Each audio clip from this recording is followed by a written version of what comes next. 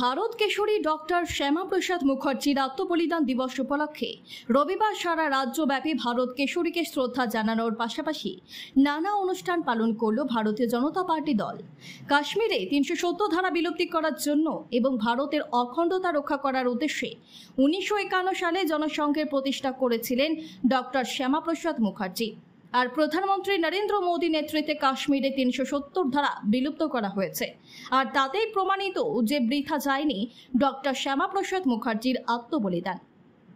রবিবার আগরতলা প্রদেশ কার্যালয়ে আয়োজিত ডক্টর শ্যামাপ্রসাদ মুখার্জির বলিদান দিবসে একথা বলেন প্রদেশ বিজেপির সভাপতি রাজীব ভট্টাচার্য।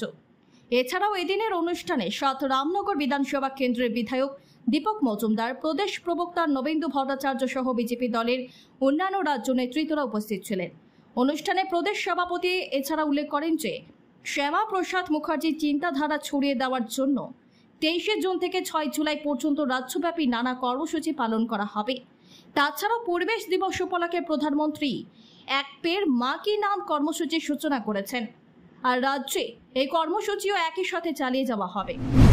আমরা আজকে সৌভাগ্যবান যে ভারতবর্ষে এমন একটা সরকার পরিচালিত হচ্ছে মাননীয় প্রধানমন্ত্রী নরেন্দ্র মোদীজির নেতৃত্বে।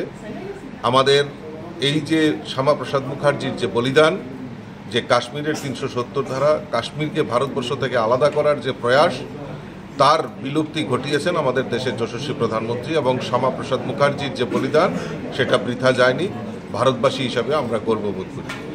তো এই ২৩ জুন থেকে আর ৬ জুলাই আমাদের ভারত কেশরী ডাক্তার শ্যামাপ্রসাদ মুখার্জির জন্মবার্ষিকী আমরা পালন করব।